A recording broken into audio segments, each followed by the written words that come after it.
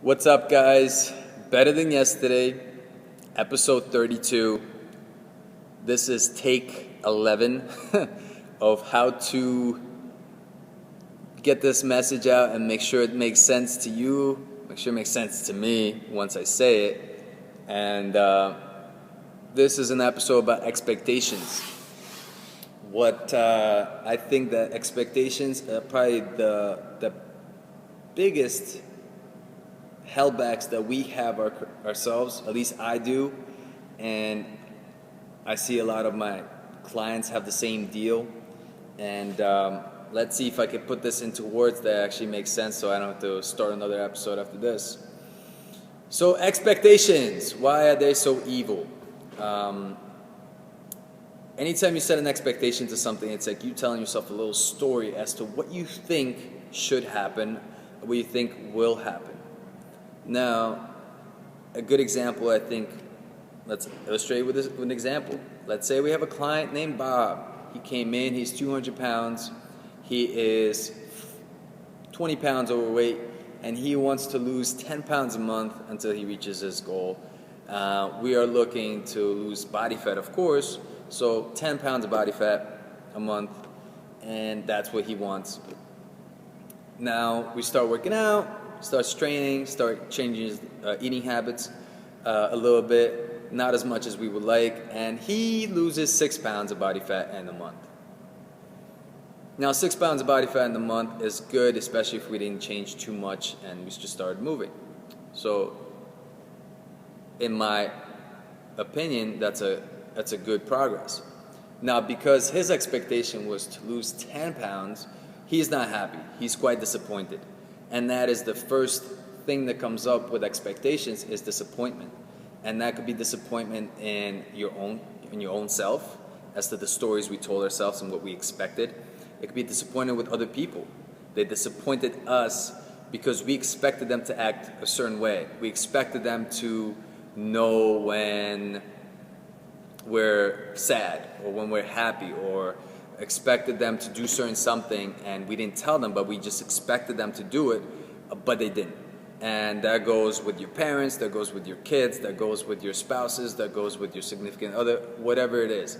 The expectation that we set on other people without telling them, that is the biggest problem that leads to a lot of disappointment and then resentment and then hatred and whatever else.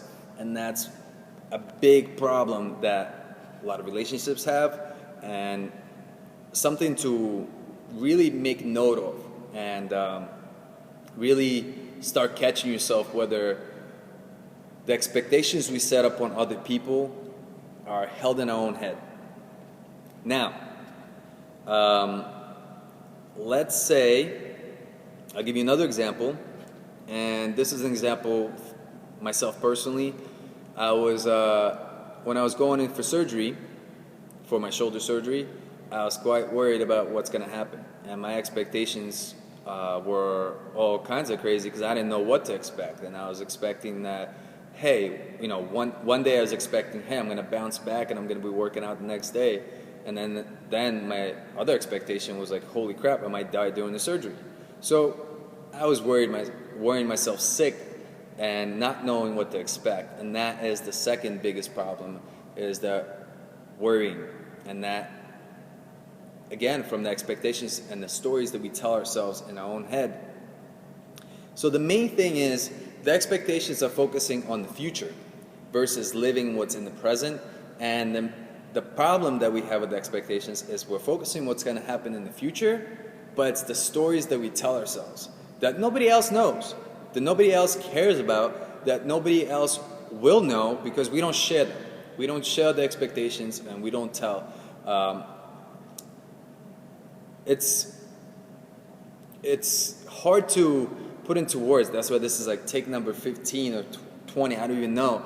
And this is going to be the final take because I feel like this is the best I can describe it, where we have to really focus on the little stories that we do tell ourselves. And it's good to have expectations, but it's also good to notice what is reality. And if you're having a bad day, whether is it actually a bad day or was it just one minute out of the bad day. And I've discussed this before, and I definitely think that it has to do with the self-pressure we put on ourselves and what we think should be the outcome of certain situations versus what they are.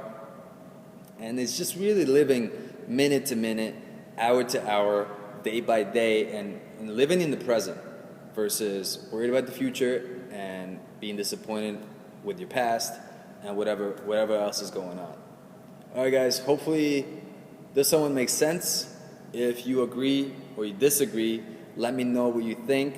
I definitely 100% agree with it, and there's so many examples of what could be expected and what kind of disappointed us in the past, or what we think is going to be happening in the future, but we don't get it. We get disappointed, whether it's a certain grade we want, whether it's a raise we want, whether it's the way a certain person should have acted at that time, and that's it. All right, guys, be better than yesterday. Stop expecting stuff, and looking forward to your feedback. Take care.